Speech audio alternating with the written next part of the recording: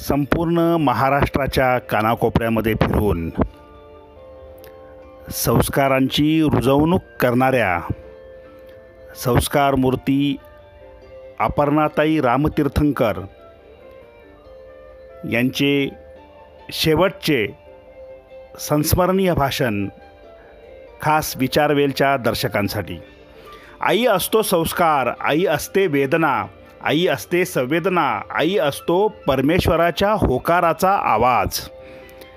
आईची विविध रूपे उलगडून आईच्या संस्कारांच्या छत्रछायेखाली संस्कारांचा वटवृक्ष कसा वाढत जातो याचं अत्यंत अप्रतिम काळजाचा ठाव घेणारं हे व्याख्यान आपण नक्की ऐका.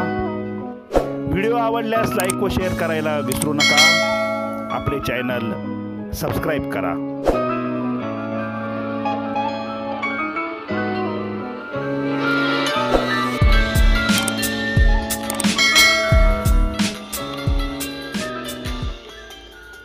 अपर्णाताई 28 एप्रिल 2020 रोजी निधन पावल्या.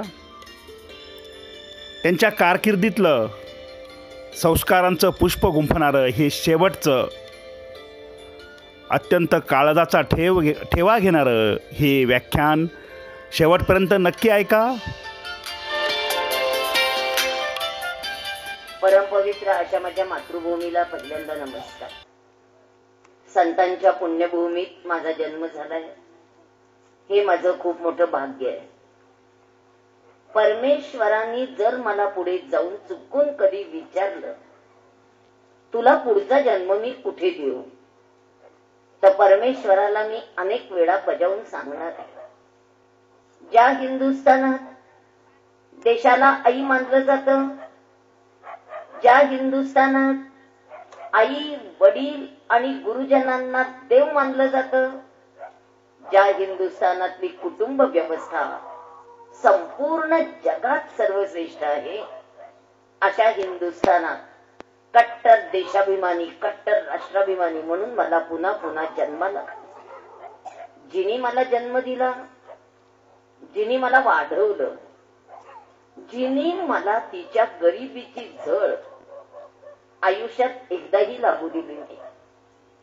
पोटाला भाकरी कमी मिळाली ही गोष्ट खरी आहे, पण आईने इतके चांगले संस्कार दिले, पोटातली भूक कधी जाणवली नाही, भाकरी कमी पडल्याचं दुःख आयुष्यात एकदाही झालं नाही. त्या माझ्या आईला नमस्कार. आणि आज तुमच्या गावात तुमच्यासाठी मला बोलवण्यात आलं. ज्यांनी मला बोलवलं, ज्यांनी मला सन्मान दिला, ज्यांना मनापासून असं वाटतंय की मी बोलावं, त्यांना मी अनेक वेळा म्हंटल की इतक्या लांब येऊन मी कसं, म्हणजे माझे ऍडजस्ट नाही होणार. ते म्हणाले नाही, तुम्हाला माझ्या गावासाठी आलंच पाहिजे.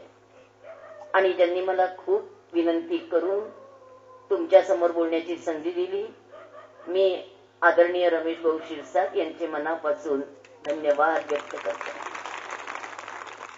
त्यांनी मला एक वाक्य सांगितलं की त्यांच्या आईला असं वाटतं की काहीतरी चांगलं ऐकावं लोकांनी, लोकांपर्यंत चांगल्या गोष्टी पोचाव्यात.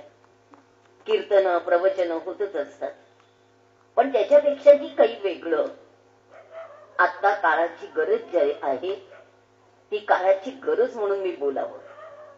त्यामुळे मी शिरसाट कुटुंबियांचे मनापासून पुन्हा एकदा धन्यवाद व्यक्त करतो. बायकांना, माझ्या डोक्यात सध्या फार वादळ आहे बरं का. माझ्या मनात प्रचंड दुःख आहे. हे वादळ आणि दुःख घेऊन गेली 2615 दिवस मी रोज प्रवास करते. आजच्या माझ्या प्रवासाचा 2615वा दिवस आहे. का? एक बाई आपल्या घरच्या सगळ्या जबाबदाऱ्या पार पाडून का फिरते? काय कारण आहे? काहीतरी कारण असेल. 3 वर्षापूर्वी रामतीर्थकर गेले, त्यानंतर मी फक्त त्यांचे दिवस होतपर्यंत घरात होते, 15 दिवस. त्यानंतर मी लगेच बाहेर पडले. बायकांनी कदाचित नावं ठेवली असेल की 15 दिवस झाले नाहीत तरी पण या बाई बाहेर पडल्या. बाहेरचं चित्र इतकं भयान आहे ना की माझ्यासारख्या एका अतिशय शिकलेल्या बाईने घरात का बसावं, आणि माझ्या नवऱ्याचा ध्यास तोच होता. त्यांनाही असं वाटायचं की समाजाचं चांगलं काहीतरी करण्याचा प्रयत्न करता आला पाहिजे. त्यामुळे मी खरं फिरते. बायकांना वकील आहे मी. सोलापूर कोर्टात जर मी प्रॅक्टिस केली असती तर आज माझ्या स्वतःच्या 4 गाड्या असत्या. कारण सध्या सगळ्याचा धंदा कुणाचा तेजीत असेल तो फक्त वकिलांचाच धंदा तेजीत आहे. आपण सगळे फार भांडतो. आपल्या सगळ्यांना असं वाटतं वकिलांनी नोटीस पाठवली की कोर्टामध्ये न्याय मिळतो. कोर्टामध्ये निकालांचे कागद हातात येतात. त्याला न्याय म्हणायचं का नाही ते आपण ठरवायचं असतं. प्रत्येकाचा दृष्टिकोन वेगळा असतो. मी स्वतः कोर्ट कचेऱ्या कधी केल्या नाहीत. मला ते सगळं आवडलेलं नाही. सगळी नाती विखुरताना बघितलीत मी कोर्टात. सगळ्या नात्यातली भांडणं बघितलीत मी कोर्टात. आईला कुणी सांभाळायचं म्हणून 2 भावांच्यात झालेली खडाजंगी भांडणं बघितलीत मी कोर्टात. कोर्टाने निकाल दिला, एकाने 1 महिना सांभाळा, एकाने 1 महिना सांभाळा. धाकट्याने उठून कोर्टाला विचारलं, एका महिन्याला 30 दिवस असतात, एका महिन्याला 31 दिवस असतात, मग 1 दिवस म्हातारीचं काय करायचं? कोर्टाने सांगितलं वरांड्यात झोपायचं. करायचं काय? 9 महिने 9 दिवस पोटात सांभाळल्याचे पांग दोघं मिळून फेडा. मला ते प्रकार अजिबात आवडले नाही. एकेका गुंठात जमिनीसाठी 2 भाऊ एकमेकांचे जीव घेताना बघितलेत कोर्टात. वकिलांना वाटेल तेवढ्या फिया देतील, पण भावाला थोडेफार पैसे खर्च करायचे म्हटले की यांच्या जीवावर येतं. 10-10 वर्ष केसेस चालतायत. कशासाठी? आज मी वकील असून तुम्हाला प्रश्न विचारते की कशासाठी आपण हे सगळं करतो? वडिलांच्या इस्टेटीमध्ये मुलींना समान अधिकार आला. वडील गेल्याच्या 8व्या दिवशी भावाला कोर्टात खेचणाऱ्या बहिणी बघितलेच नाही. आता भाऊ राखी पौर्णिमेला येत नाही. आता भाऊ दिवाळीला ओवाळायला येत नाही. आता मामाच्या गावाला पाठवायला मामाचा गावच नाही. अहो आम्ही महिना मामाच्या गावी राहायचो. सुट्टी काय मजेत जायची. गरिबी खूप होती, पण आमच्या मामीनी एकदाही विचारलं नाही किती दिवस राहणार आहात. आज तुम्ही सगळे मिळून मला सांगा, एका तरी पाहुण्याकडे सहजपणे आपण 4 दिवस जाऊन राहू शकतो? स्वतःच्या मुलाकडे जाता येत नाही बाई. माझा मुलगा पुण्यात राहतो. मला भाषणासाठी पुण्यात जायचंय. आता मी त्याला फोन करून विचारणार, मी पुण्यात आलीये, घरी येऊ का? म्हणजे तुम्हाला आमच्यासाठी वेळ आहे का? झुक झुक झुक झुक अगीन गाडी, धुरांच्या रेषा हवेत काढी, पळती झाडे पाहूया, मामाच्या गावाला जाऊया. हरवला मामा. सगळे मामा सध्या पुण्यात राहतात. सिमेंटच्या जंगलात हरवला मामा. मामाची बायको सुगरण, रोज रोज पोळी शिकरण, तीच रात्री 12 आणि 1 वाजता ड्युटीवरनं येते. मामाच बिचारा रोज वडापाव तोडून तोडून खातोय. मामाची बायको सुगरण. कुठल्या नात्यांबद्दल बोलायचं ते आज सांगाच. एक तरी नातं विश्वासाचं सांगा पुरुषांनो, ज्या नात्याबद्दल तुम्हाला विश्वास आहे. अहो कित्येक वेळेला आपल्या जवळचा माणूस इतकं वेगळं वागतो की आपल्या पायाखालची जमीन हादरते. ज्याला मी आतून बाहेरून चांगलं ओळखतो असं मला वाटतं, तो माणूस इतका वेगळा वागतो की आपला स्वतःवरचा विश्वास उडायला लागतो, भीती वाटायला लागते, अवघड होऊन जातो मग नात्यांचा. त्यामुळे मी कडक बोलते. बायकांना मी ब्युटी पार्लर मध्ये कधी रमले नाही. Plucking, bleaching, facial, beauty parlour मध्ये रमणं फार सोपं असतं. मी दिसते कशी, पण मुळात प्रश्न आहे, तू आहेस कशी? कशी आहेस? सासू म्हणून कशी आहेस? सून म्हणून कशी आहेस? नणंद म्हणून कशी आहेस? जाऊ म्हणून कशी आहेस? भाऊजाई म्हणून कशी आहेस, मुलगी म्हणून कशी आहेस, बायको म्हणून कशी आहेस, आणि सगळ्यात महत्वाचा प्रश्न आहे तो आई म्हणून कशी आहेस. तुला सगळ्या नात्याला न्याय देता येतं. भारतीय स्त्रीचं दिसणं कधीही एवढं महत्वाचं नसतं जेवढं तुम्हाला वाटतं. भारतीय स्त्रीचं घरातलं अस्तित्व सगळ्यात जास्त महत्वाचं असतं, कारण ती आई असते. आई असते वेदना, आई असते संवेदना, आई असतो परमेश्वराच्या हुंकाराचा आवाज. प्रत्येक घरात देवाला जाता येत नाही, म्हणून त्यांनी निर्माण केली आई. तुमच्यापैकी किती जणींना मुलं आई म्हणून हाक मारतात, त्या सगळ्या बायकांनी हात वर करा.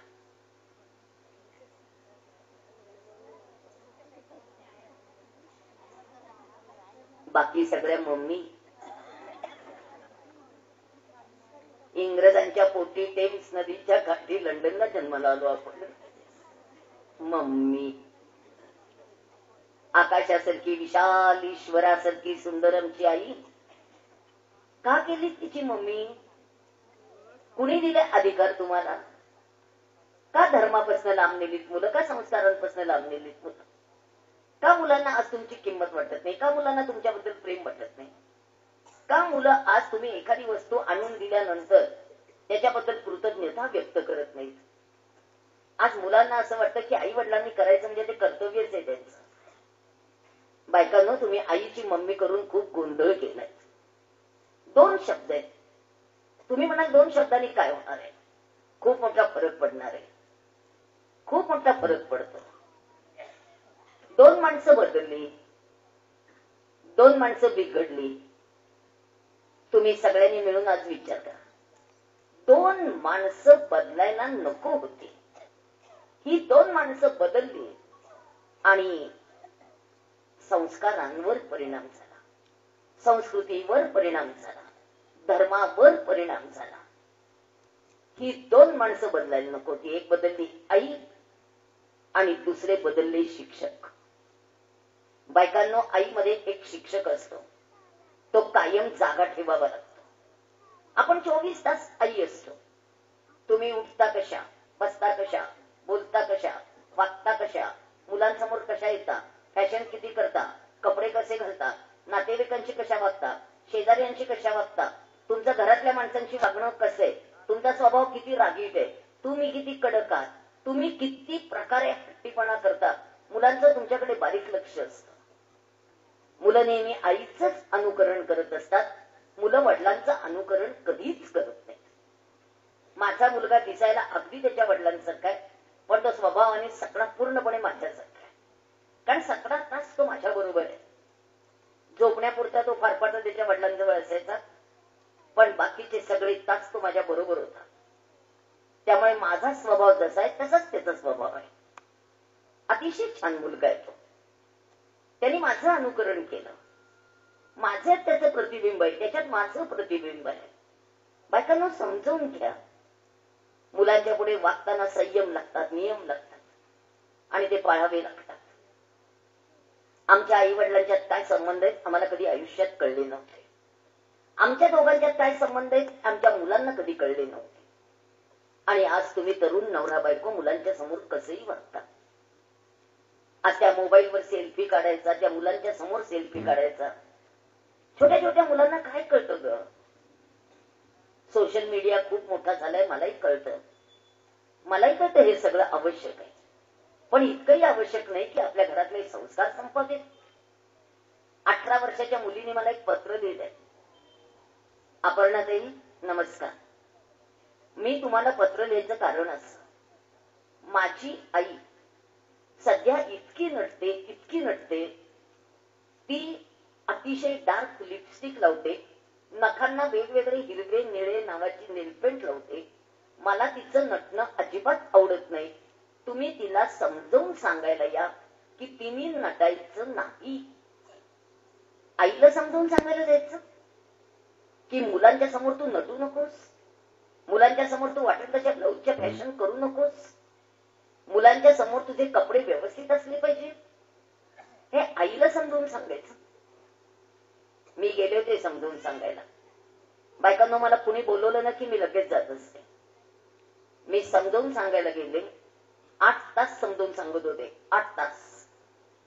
त्या बाईंचं एकच म्हणणं होतं, इतके दिवस माझ्या सासूबाई होत्या त्यामुळे मला कधी नटता आलं नाही, आता ही माझी सासू होणार आहे का?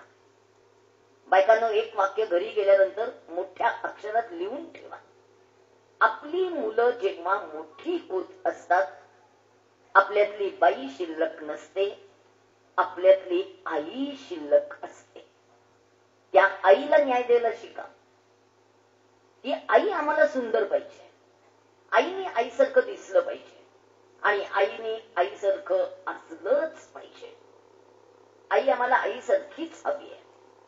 12वीतल्या मुलांनी मला एकदा फोन केला होता. आम्ही आडत व्यापारी आहोत. आमच्या घरी येणारी जाणारी माणसं खूप असतात. माझे आजोबा घरात आहेत, आजोबांचे वडील घरात आहेत. माझी आई यांना सगळ्यांना जेवायला वाढताना नेहमी गाऊनवर असते. ती घरामध्ये साडी नेसायला तयार नाहीये. तुम्ही तिला समजावून सांगा, तिने माझ्या आजोबांसमोर गाऊन घालायचं नाही. 12वीतल्या मुलाला असं वाटावं की माझ्या आजोबांच्या समोर माझ्या आईने गाऊन घालायचं नाही. समजावून सांगायला गेले होते, त्या बाई इतक्या चिडल्या होत्या माझ्यावर. बायकांनो, समजुतीचे भाग आहे. आपल्या घरातली म्हातारी माणसं आहेत, वडीलधारी मंडळी आहे.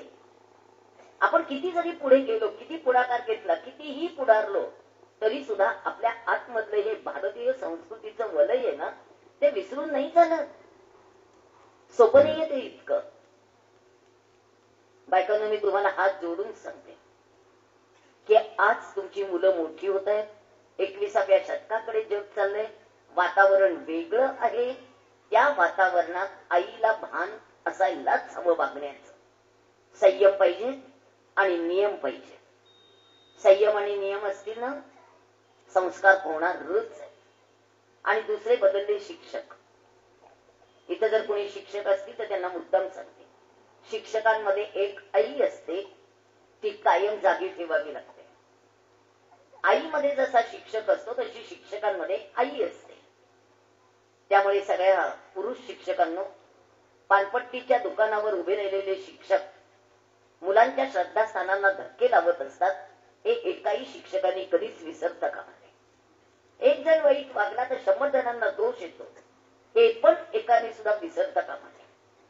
प्रत्येकाला आपापल्या भूमिकेचं भान असायलाच लागणार आहे. त्यामुळे मी कडक बोलते. संध्याकाळच्या मालिका मी कधी बघितल्या नाहीत. काय बायका भांडतात नाही, नटून थटून. आणि आम्ही भांडणाऱ्या बायका बघत बघत 3 तास घालवतो.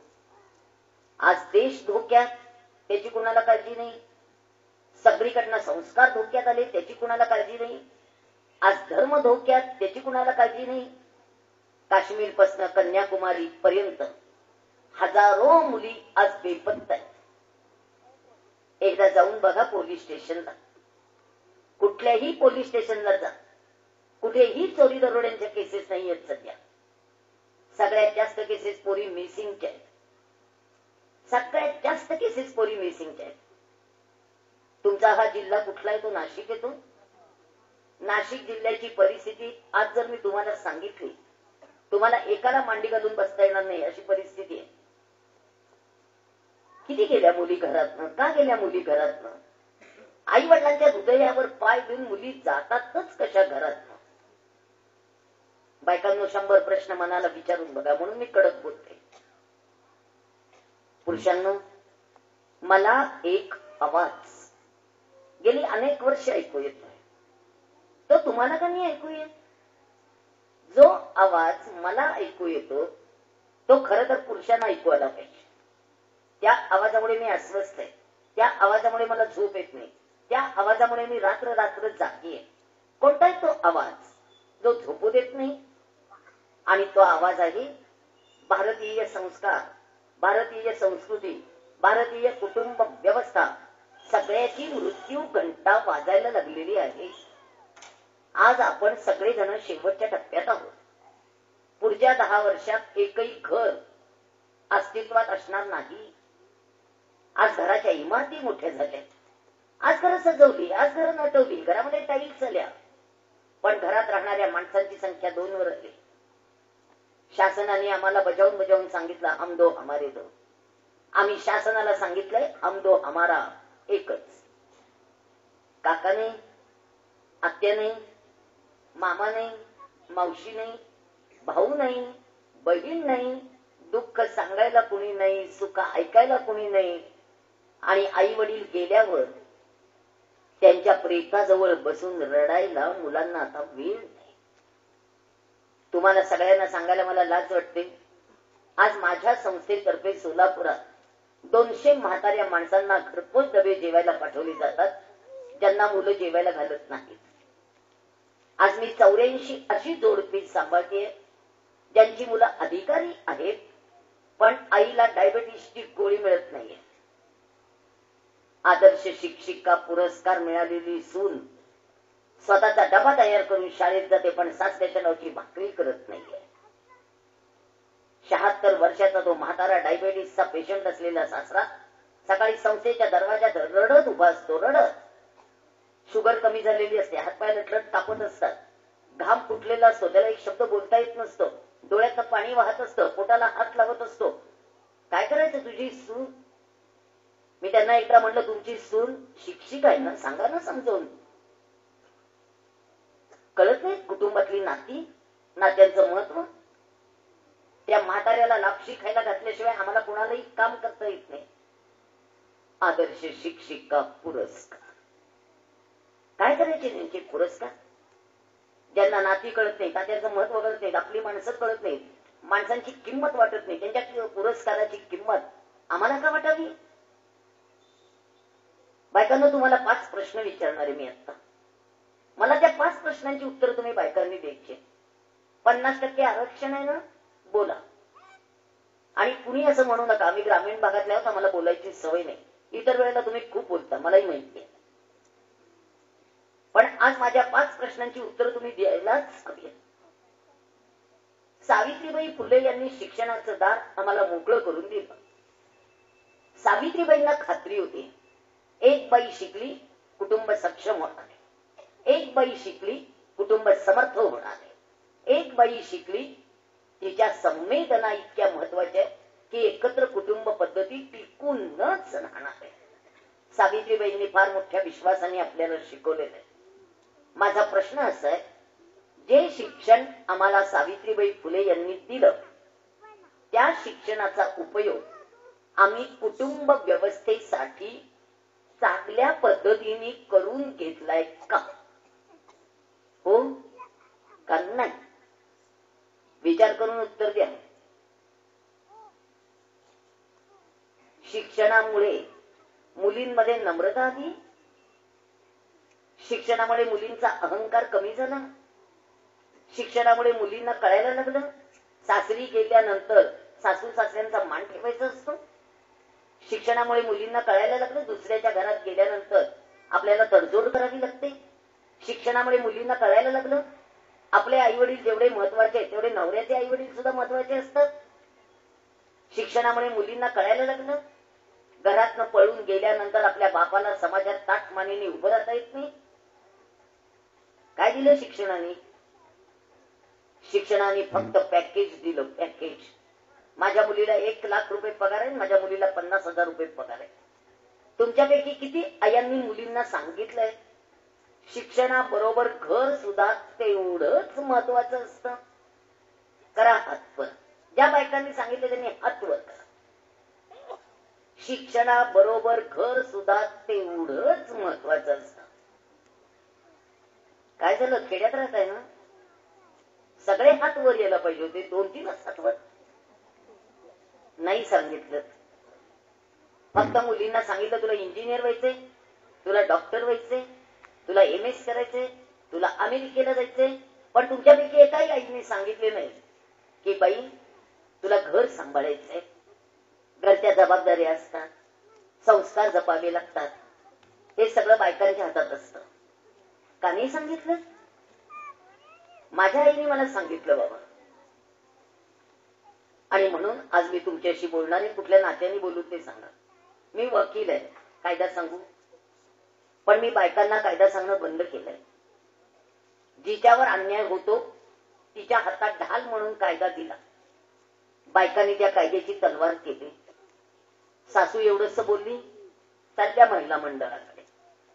नवरा एवढंस काही बोलला लगेच चालली तक्रार तंटा मुक्त अध्यक्षांकडे. काही गरज आहे? बाहेरची माणसं काय करणार आहेत ना? घर आपलं, समजूत आपली, माणसं आपली, तडजोड आपली, आणायचे आपल्याला, पुरवायचे आपल्याला, पुरवायचे आपल्याला. कमी पडलं तरी आपलंच, जास्त झालं तरी आपलंच. बाहेरचा माणूस तुम्हाला काय मदत करणार आहे? आणि माझ्यासारखा वकील तरी तुम्हाला काय मदत करणार आहे? बायकांनो, स्वतःची तडजोड असते, स्वतःचा संसार असतो, थोडंफार सांभाळून घ्यावं लागतं, थोडासा कमीपणा घ्यावा लागतो. संसार होत नाही त्याच्याशिवाय. इतके सोपे नाहीये संसार. आज वकील असून सांगते मी तुम्हाला, कायदा काही करू शकत नाही. कायद्याने घटस्फोट होतात, कायद्याने पोरगी मिळते, पण कायद्याने कुठल्याही बाईला घर मिळतं असं मी आजपर्यंत कधी बघितलेलं नाही. घर नाही मिळू शकत आणि घरातल्या माणसांचा विश्वास नाही मिळू शकत. त्यामुळे आज मी तुमची आई म्हणून बोलेन. तुम्हाला राग आला तरी चालेल, मला काही तुमच्या कोणाच्या घरी आज जेवायचं नाहीये. तुम्ही किती चिडलात, काही झालं तरी मला काही फरक पडत नाही. मला बायका माझ्यावर रोज चिडतात, मला काही फरक पडत नाही. मला बोलायचं ते मी बोलणारच. तुम्हाला किती राग येऊ दे, उद्यापासून सकाळी आरशासमोर उभे राहिलात ना की तुम्हाला मीच दिसणार आहे दिवसभर. बघाच तुम्ही आपण चुकतो कुठे हे तुम्हाला कळलंच पाहिजे आता. त्यामुळे मी तुमची आई म्हणून बोलतेय.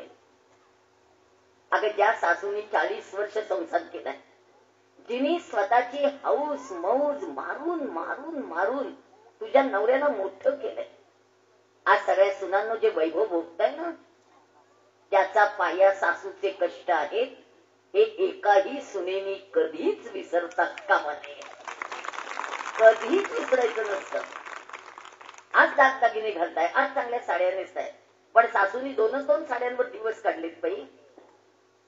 आम्ही आमचं कौतुक नाही सांगत. माझे मिस्टर 90 सालापासून आजारी होते. आमच्या मुलाला आम्ही इंजिनियर कसं केलंय मला माहितीये. आज तो मोठा अधिकारी आहे कंपनीत, त्याला प्रचंड पगार आहे.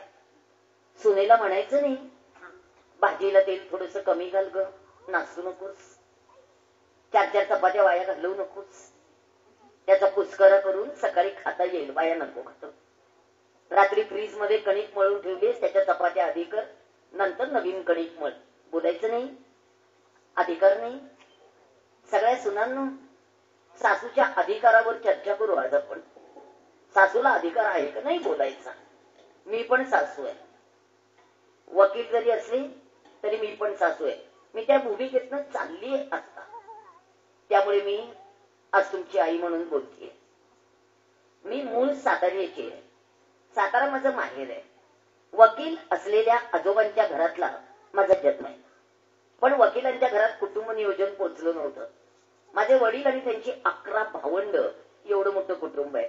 मला 6 काका आहेत, 5 आत्या आहेत, 5 मावश्या आहेत, 4 मामा आहेत. माझ्या वडिलांना 7 काका आहेत, प्रत्येकाची 5-6 मुलं आहेत.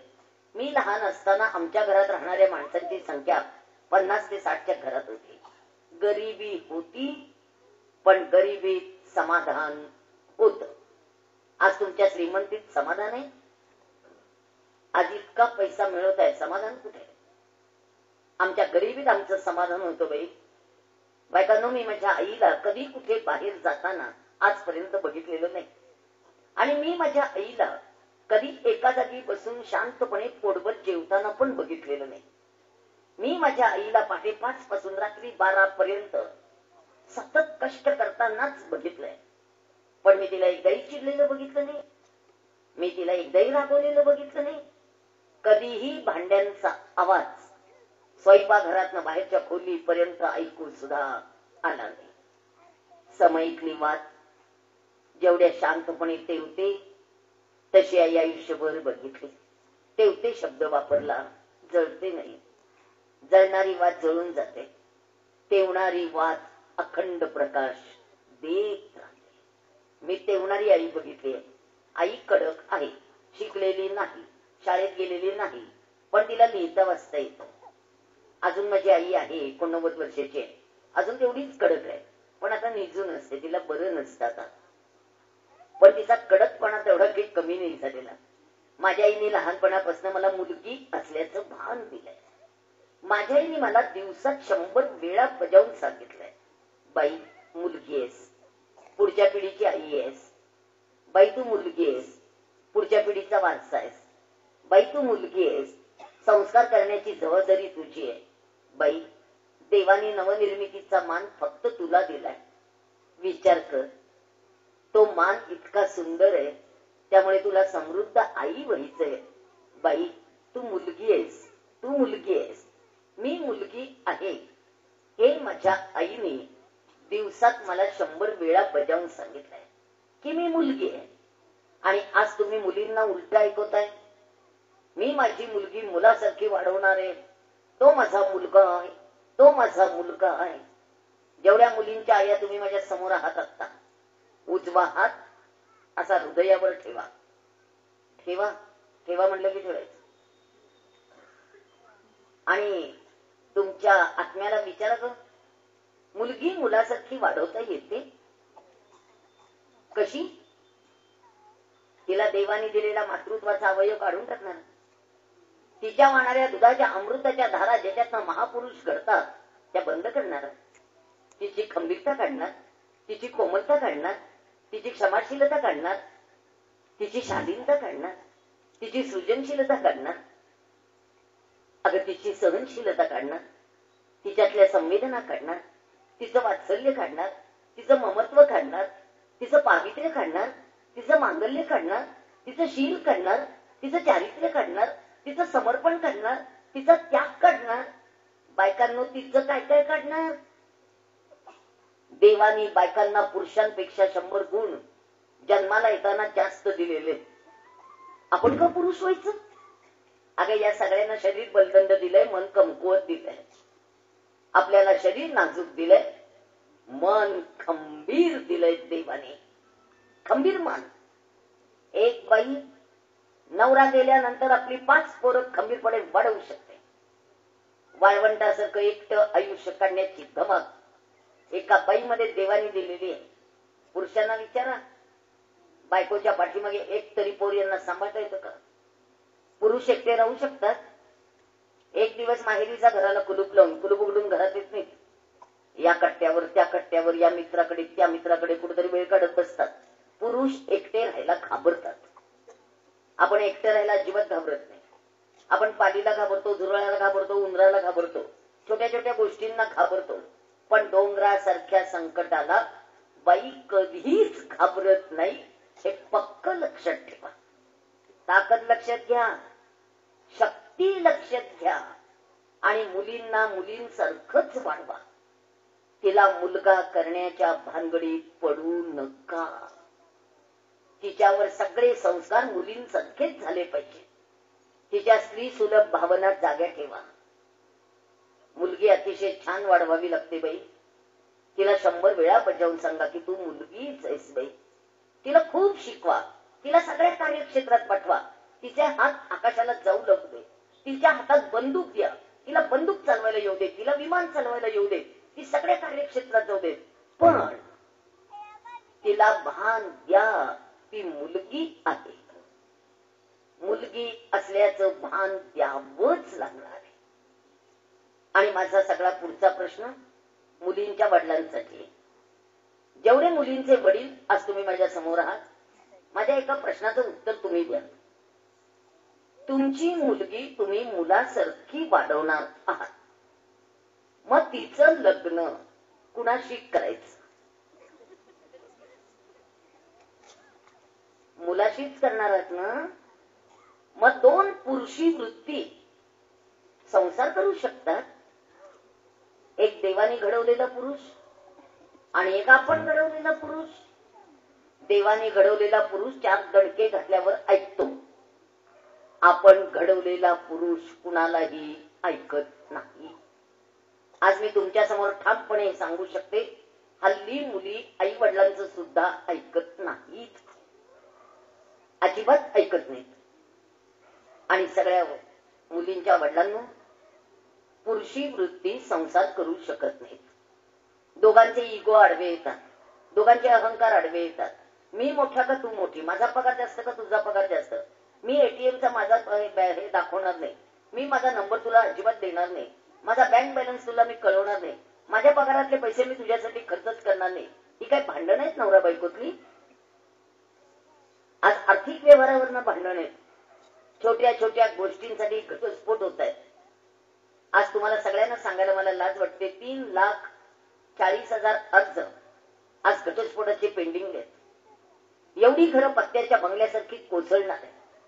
छोटी छोटी छोटी निरागस बाळ आई वडिलांशिवाय एकटी आहेत. आज बालवाड्यांवर पाट्या लागलेत शहरात. आईकडे राहणाऱ्या मुलांना वडिलांनी भेटू नये, वडिलांकडे राहणाऱ्या मुलांना आईनी भेटू नये. काय करायचं छोट्या छोट्या बाळांनी? तुम्हाला सगळ्यांना सांगायला मला खूप वाईट वाटतं, घटस्फोटाची कुठेही महत्वाची कारणं नाहीये. आज मी इतके घटस्फोट वाचवले, क्षुल्लक कारण आहेत, क्षुल्लक. तुम्हाला मी मुद्दाम पुण्यात झालेली घटना सांगते. 8 महिन्यापूर्वी पुण्यातल्या एका घरात संध्याकाळी 6:30 वाजता नवरा ऑफिस मधनं घरी आला. त्या दिवशी त्यांच्या बिल्डिंगची लिफ्ट बंद होती.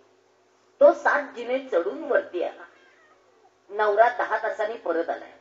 तो प्रचंड दमलेला आहे. दरवाजा उघडल्यानंतर त्याला आत येऊ देत, त्याला बसू देत, जरा पाणी पिऊ देत, मग बोल. दरवाजाच सुरू, बिपिन बूट काढू नको पायातले. तो म्हणाला का? नाही मला सँडविच करायचे, जरा खालनं ब्रेड आण. तो म्हणाला लिफ्ट बंद आहे, 7 जिने चढून आलोय, आता मी खूप दमलोय, आता मला खाली जायला सांगू नको. आजच्या दिवस तू पोहे कर, उद्याला सँडविच कर, उद्याला मी येताना ब्रेड घेऊन येतो. नाही मला आजच सँडविच खायचंय. तो म्हणाला मग आधी का नाही सांगितलंस? मी येताना ब्रेड घेऊन आलो असतो. ती म्हणाली मला 2 मिनिटापूर्वी इच्छा झाली आहे की आज आपण सँडविचच खायचे. तो म्हणाला मी काही जाणार नाही. लगेच बडबड सुरू. या घरात माझ्या मनासारखंच काही होत नाही, याला काही मागितलं तर मला कधीच मिळत नाही, माझं नशीबच फुटकं. एक ब्रेड नशीब फुटकं? मग कपाटातल्या 100 साड्यांचं काय करायचं ग तुझं नशीब फुटकं? तो म्हणाला बडबड करू नको, मी जातो. जायला निघाल्यावर दुसरी ऑर्डर, पुन्हा बेकरीचाच ब्रेड आण, इतर ब्रेड मी खात नाही. पुन्हा बेकरी 4 किलोमीटरवर, त्या रस्त्याला 43 सिग्नल आणि 22 स्पीड ब्रेकर आहेत, मोजलेत मी त्या दिवशी जाऊन. कधी जाणार, कधी पोचणार, कधी ब्रेड आणणार. तरी तो गेला आणि त्याच्या दुर्दैवाने त्या दिवशी बेकरी बंद. आता ही बाई विश्वास ठेवणार आहे? त्यांनी लगेच मोबाईलवर त्या बेकरी बंद असल्याचा फोटो काढला आणि तिला व्हॉट्सअपला पाठवून दिला. बेकरी बंद. तोपर्यंत स्वयंपाकघरातली भांडी बाहेरच्या खोलीत आली होती. आरडाओरडा चालू झाला होता. सगळं अपार्टमेंट डोक्यावर घेतलं होतं. एवढी कर्कश ओरडत होती, इतका भयान आवाज काढून. हे वागणं आहे? बाई आहेस तू? समजत नाही तुला? एका ब्रेड साठी एवढा गोंधळ? शेवटी रात्री 12:30ला त्यांनी मला फोन केला. अपर्णाताई, 12:30 वाजले, तुम्हाला मी डिस्टर्ब करतोय, पण इतकी भांडणं त्या ब्रेडवरनं चालू आहेत, तुम्ही ताबडतोब पुण्याला या. मी सकाळी उठून पुणे गाठलं. काय त्या मुलीला समजून सांगितलंय, ऐकायलाच तयार नाही. तिचं एकच म्हणणं, माझा नवरा माझ्यावर प्रेम करत नाही, लग्नाला 3 वर्ष झालीत माझ्या, हा मला अप्रिशिएट करत नाही, मी नवीन साडी नेसली की हा माझं कौतुकच करत नाही, हा मला कधी छान दिसतेस असं म्हणतच नाही. आता हे काय भांडण आहे? जेवढ्या तरुण बायका समोर आहेत ना, त्यांना मुद्दाम सांगते, प्रत्येक नवऱ्याला कौतुक करणं जमत नसतं. तुम्ही आता नवरात्रात इतक्या छान छान 9 दिवस साड्या नेसल्या वेगवेगळ्या रंगाच्या. किती जणींना नवरा म्हणाला ग, अरे वा वा, पिवळा रंग तुला किती छान दिसतो, करा बरं हातवर. आता नाही म्हणत. प्रत्येक पुरुषाला ही गोष्ट जमत नाही. समजावून घ्या, मुलींना सांगा, या असल्या गोष्टी नसतात अगं. आणि मी तर एक सांगू का, सरळ नवऱ्यासमोर जाऊन उभं राहायचं आणि म्हणायचं, अहो परवा नवीन साडी आणली ना, ती नेसलीये, कशी दिसतीये? मूड असेल तर ठीक म्हणेल, नाहीतर नाही म्हणेल, विषय सोडून द्या. माझ्या नवऱ्याने मला 45 वर्षात एकदाही म्हटलेलं नाही की तुला ही साडी छान दिसते. माझ्या मुलाला जमतो. बायकोने नुसती हँगरची साडी बघितली तरी तो लगेच म्हणतो, ही साडी नेसणार आहेस, काय क्यूट आहे, तुला मस्तच दिसेल. नेसण्यापूर्वीच हा नाचत असतो. एखाद्याला जमत, एखाद्याला नाही. महत्वाचं करू नका. इतक्या गोष्टी या महत्वाच्या नसतात. बायकांनो, छोट्या छोट्या गोष्टी असतात. त्यामुळे मुलींना हे सांगा, मुलींना वाढवताना या गोष्टी सांगा की प्रत्येक गोष्ट आपल्या मनासारखी होत नसते. आणि जेवढे तरुण पुरुष तुम्ही माझ्या समोर आहात, थोडस बायकोचं कौतुक केलं काय बिघडतं रे. एखाद्या वेळेला म्हणा ना, ही साडी तुला छान दिसते, काही बिघडतं का. भाजी फोडणीला टाकली, लगेच म्हणायचं कढीपाला घातलाय वाटतं, वास मस्त आलाय. करा ना कौतुक, कुठे बिघडलं. सगळ्या पुरुषांना काळ बदलत चाललाय. थोडस कौतुक करायला शिका. नाहीतर आता इतका अवघड आहे ना, मुलींच्या कल्पना बदलत चालल्या आहेत संसाराबद्दलच्या, आणि मग अवघड होत. चेष्टेचा भाग सोडून देऊया. पण बायकांनो, ती ऐकेना. तिच्या मी लाडक्या मम्माला बोलवून घेतली. तिच्या आईने मला सरळ सांगितलं, आमची मुलगी एकुलती एक आहे, तिने डोळे मिटून एखादी गोष्ट मागितली की डोळे उघडायच्या आत तिचे वडील ते तिच्या हातात देतात. आमची मुलगी आम्ही लाडात वाढवलेली आहे. आमच्या मुलीला नकार कुणीही दिलेला चालत नाही. आमच्या मुलीला तो सहन होत नाही. आमची मुलगी रागीट आहे. तिला राग आला की ती घरातल्या मोठ्या मोठ्या वस्तू सुद्धा रागारागाने फोडून टाकते. त्यामुळे आमच्या मुलीच्या मनाविरुद्ध झालेलं आम्हाला कुणालाच चालत नाही. हे कौतुक आहे. सगळ्या मुलींच्या आयांना करा ना विचार थोडासा. मुलांना आणि मुलींना नकार पचवण्याची ताकद निर्माण करा. प्रत्येक गोष्ट मागितली की लगेच देऊ नका, किंमत राहत नाही.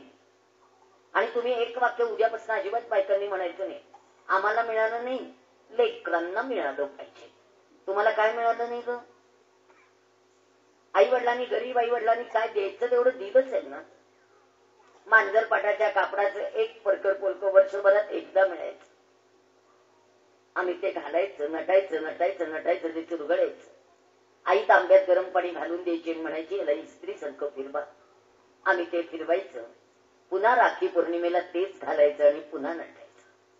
आज किती कपडे आणताय मुलांना, किंमत आहे. जरासं नाशिकला जाऊन आले, आणला टॉप.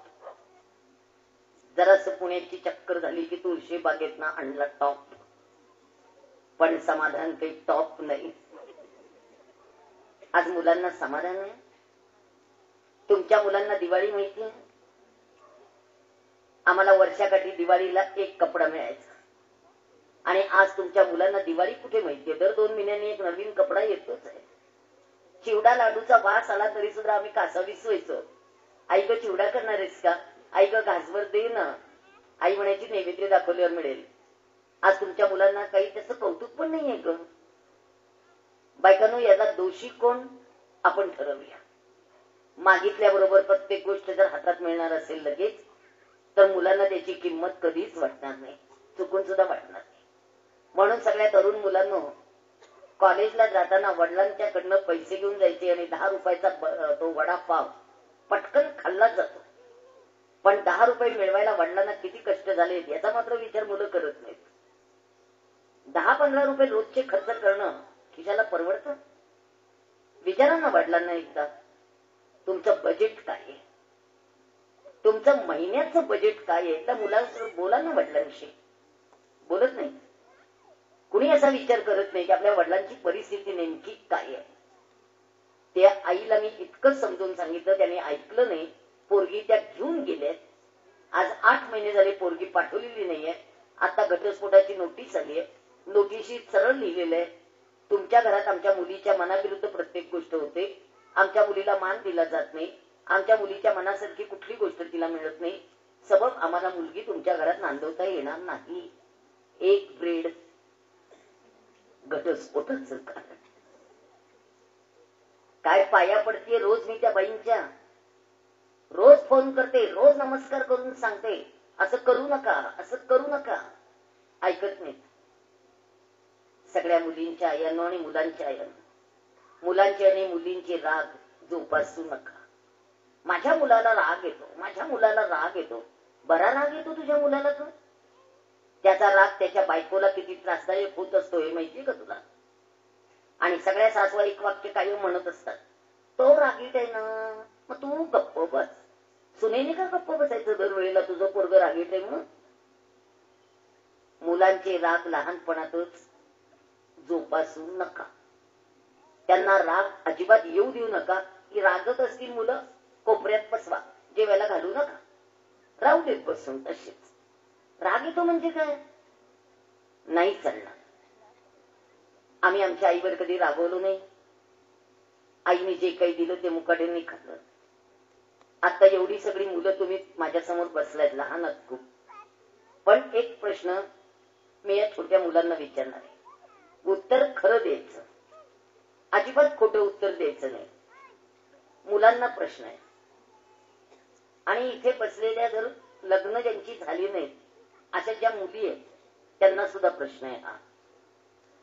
तुमची आई तुम्हाला जेव्हा जेवायला वाटते त्यावेळेला आईने वाढलेलं ताट अजिबात हट्ट न करता, ही भाजी मला आवडत नाही, ती भाजी मला आवडत नाही, हे मी खाणार नाही, ते मला नको, अजिबात नावं न ठेवता, कुठलाही हट्ट न करता किती मुलं अतिशय छान आनंदाने जेवतात. त्या मुलांनी हात वर करा. आई बघतीये. आता या मुलांनी करा हात खाली. या मुलांनी आता हात वर केले. पण बायकांना आपणच त्यांना ऑप्शन देतो. तुला नको चपाती, काय खातो?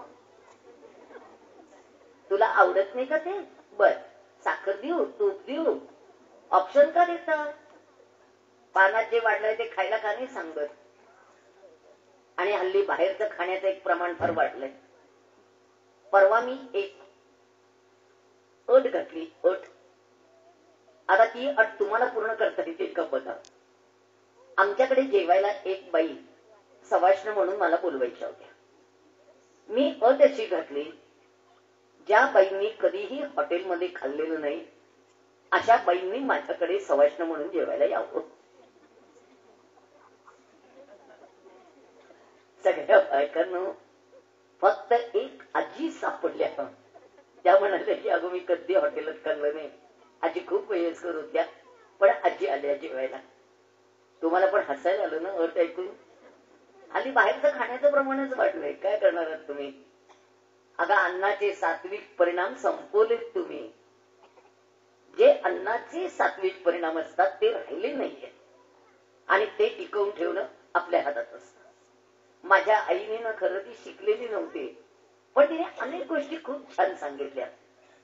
बायकांनो, एक गोष्ट माझ्या आईने मला छान सांगितली की बाई, स्पर्शाचं अंतर हा भारतीय संस्कृतीचा आत्मा आहे. स्पर्शाचं अंतर हा भारतीय संस्कृतीचा गाभा आहे.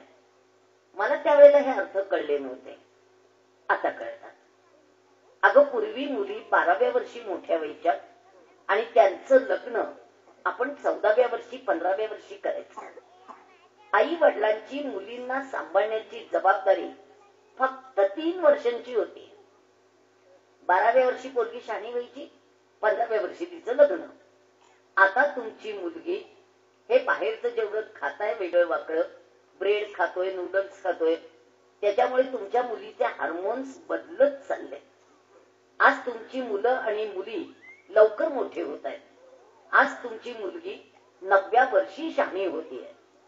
बायकांनो, 9व्या वर्षी मोठ्या होणाऱ्या तुमच्या मुलीचं लग्न आपण 25व्या वर्षी करतोय. शिक्षण पूर्ण झाल्यानंतर मला सांगा, मधली 16 वर्ष तुम्ही तिला कशी सांभाळणार आहात? मुलगी सांभाळणं इतकं सोपं काम आहे? डोळ्यात तेल घालून पोरगी जपली पाहिजे. आता 2 वर्षाची मुलगी धोक्यात आहे, 4 वर्षाची मुलगी धोक्यात आहे, 12 वर्षाची मुलगी धोक्यात आहे, 16 वर्षाची कॉलेजला गेलेली मुलगी परत नीट येईल का नाही याबद्दल तुमच्या सगळ्यांच्या मनात भीती आहे. बायकांनो, फार विचार करावा लागेल पोरगी वाढवताना. डोळ्यात तेल घालून पोरगी जपली पाहिजे. म्हणून माझी आई म्हणायची, स्पर्शाचा अंतर हा सगळ्यात महत्वाचा भाग आहे. मी 14 वर्षाची झाले आणि माझ्या आईने मला बजावून सांगितलं होतं, घरात वावरणारे तुझे वडील, तुझे काका, तुझे मामा, तुझे आजोबा सगळे पुरुष आहे. कुणाच्याही अंगाला फटकन जाऊन हात लावायचा नाही. आता तू मोठी झालीयस. आम्ही आमच्या वडिलांच्या अंगाला कधी हात लावल्याचं आम्हाला आठवत नाही. माझ्या पिढीच्या इतक्या बायका 60च्या बसलेल्या समोर सांगावं त्यांनी, आपण कधी वडिलांच्या अंगाला हात लावलाय? कधीच नाही. एकदा मला खूप ताप आला होता, तेव्हा वडिलांनी माझ्या कपाळाला हात लावून बघितला होता. परमेश्वराने आपल्याला स्पर्श केलाय की काय असं मला वाटत होतं. आणि दुसरा स्पर्श, वडील गेले तेव्हा त्यांच्या पायांना मी केलेला नमस्कार. आज जवळ जवळ 34 वर्ष झाली वडील जाऊन. अजून प्रेम आहे, अजून भक्ती आहे, अजून श्रद्धा आहे. बायकांनो, भारतीय संस्कृती स्पर्श सांगणारी नाही, स्पर्शाचा अंतर सांगणारी आहे. भारतीय संस्कृती त्याग सांगणारी आहे. भारतीय संस्कृती योग सांगणारी आहे. भारतीय संस्कृती भोग सांगणारी नाही. म्हणूनच कल्याणच्या सुभेदाराच्या सुनेला खणा नारळाने ओटी भरून सन्मानाने परत पाठवणारे शिवबा अजूनही गावागावात पूजले जातात. कारण ते बाळकडू आहे, आईने दिलेलं आहे. आईने सांगितलेले परस्त्री माते समान असते बाळा. आईने सांगितलेले शिवबा राजयोगी म्हणून जन्माला आलायस, राजभोगी नाहीस. राजा आहेस पण योग्यासारखा आहेस. तुला या सगळ्या गोष्टी सांभाळाव्याच लागतील. आई महत्वाची आहे. जिजा उमासाहेबांनी घडवलं आणि त्यामुळे शिवराय इतके मोठे झाले, इतके मोठे झाले, पण आईच्या पुढे कधी एक शब्दही बोलले नाही. आईने सांगितलेली प्रत्येक गोष्ट शिरसाबंदीच होती. समजावून घ्या या स्पर्शाच्या अंतराला. फार महत्वाचं आहे मुलींनो हे अंतर. आज आपण सहजपणे कुणालाही टाळी देऊन बोलतो, कुणाच्याही अंगाला पटकन हात लावतो. आज तुमच्या मुली वडिलांसमोर बिन ओढणीच्या येतात, भावांसमोर बिन ओढणीच्या येत आहेत, भावांच्या मित्रांसमोर बिन ओढणीच्या येत आहेत. आज समाजासमोर तुमच्या मुली बिन ओढणीच्या आहेत. आज मुली 3/4 घालतायत, आज मुली टाईट लेगीज घालतायत, आज मुली नको तसले खाडेकडे कपडे पुरुषांच्या समोर घालतायत. तुमच्यातल्या एकाही आईला असं वाटत नाही की मुलींना सांगावं की बाई, घरामध्ये तुझे वडील आहेत, भाऊ आहेत मोठे, आता ओढणी घे, तू मोठी झालीस. आणि वडिलांच्या अंगाला पटकन जाऊन हात लावणं चालतं? तरुण मुलीने असं करावं? आई म्हणून तुमची जबाबदारी नाही काही समजावून सांगण्याची? तुम्ही सगळे मिळून मला सांगा की आहे का नाही? ही जबाबदारी नेहमी आईचीच असते, वडिलांची नसते. आणि सगळ्या पुरुषांना मी तुम्हाला मुद्दाम सांगते, 9 वर्षापर्यंत मुलींवर खूप प्रेम करायचं. जवळ घ्या, पापी घ्या, खूप लाड करा. पण एकदा मुलगी पौगंडा अवस्थेकडे जायला लागली, एकाही वडिलांनी मुलींना सारखं बेटा बेटा बेटा म्हणून अंगाला हात लावून जवळ घ्यायचं नाही. आपल्या संस्कारात ते बसत नाही. आपल्याकडे मर्यादा आहे, त्या मर्यादा पाळाव्या लागतात. रावणाने जेव्हा सीतामाईंना पळवून नेलं, सीतामाईंनी रस्त्याने सगळे दागिने टाकले होते, कारण प्रभू रामचंद्रांना दिशा कळावी की रावणाने कुठल्या दिशेने त्यांना नेलंय. त्यावेळेला प्रभू रामचंद्रांनी लक्ष्मणाला विचारलं होतं, लक्ष्मणा, ही तुझ्या वहिनीच्या कानातली फुलं आहेत का? त्यावेळेला लक्ष्मणाने अत्यंत नम्रपूर्वक सांगितलं होतं, दादा, आजपर्यंत मी वहिनींच्या चेहऱ्याकडे कधीच बघितलेलं नाही, त्यामुळे मला कानातलं ओळखू येणार नाही. पण मी नेहमी नमस्कारासाठी वाकलेलो आहे, त्यामुळे मला पायातली जोडवी तेवढी नक्की ओळखता येतात, मला कानातलं ओळखू येणार नाही. हे माझे संस्कार आहेत, हे माझ्या संस्कृतीचे संस्कार आहेत, हे माझ्या धर्मग्रंथांचे संस्कार आहेत, हे पाश्चात्यांचे विकत घेतलेले संस्कार नाहीत. 47 साली गोरा इंग्रज भारतातनं गेला, काळा इंग्रज ठेवून गेला. आपण सगळे काळे इंग्रज आहोत. आपण आचार बदलला, विचार बदलला, आहार बदलला, विहार बदलला. आपण पाश्चिमात्यांसारखे वागायला लागलो, आपण टाळ्या देऊन बोलायला लागलो, आपण शेखेन करायला लागलो. जेवढ्या तरुण मुली आज माझ्या समोर आहेत त्यांना मुद्दाम सांगते, हे स्त्रीचं शरीर आहे, हे अत्यंत पवित्र आहे, हे अत्यंत मंगल आहे. कुणीही उठून आपल्या शरीराला चुकूनही हात नाही लावायचा. कुणाची शामत नाही होता कामा अंगाला हात लावायची. बायकांच्या डोळ्यात इतका धाक पाहिजे ना की समोरच्याची काय शामत आहे ग तुझ्या अंगाला हात लावायची. शेख्यांत नाहीच करायचा. कारण नकारात्मक शक्ती आणि सकारात्मक शक्ती ही स्पंदनं एकमेकांची एकमेकांपर्यंत जाऊन पोचतात आणि मुलींच्या मनात मुलांच्या मनात वेगळे विचार प्रवाह सुरू होतात. नाही चालत. म्हणून आपल्याकडे नमस्कार आहे. नमस्काराचा अर्थ असा आहे की माझ्या आतली सुंदर शक्ती माझ्या आतमध्ये संक्रमित होत राहो आणि माझे आत्मबळ वाढवणारी ही शक्ती आहे. बायकांना आपल्या संस्कारांनी इतकं सुंदर आहे सगळं आपल्या धर्मात, आपण विचारच करत नाही त्याचा. आपल्याला याची कल्पनाच नाहीये की इतकं सुंदर आहे. त्यामुळे मुलींना सांगा बाबा, मुलांना पण सांगा, स्पर्शाचा अंतर समजवूनच सांगा. आणि ते सांगण्याची जबाबदारी आईचीच असते. सगळ्या बायकांना तुम्हाला मी एक प्रश्न विचारते. तुमच्यापैकी किती बायका टीव्हीवरच्या बातम्या नियमितपणे बघतात? त्यांनी जरा हात वर करा.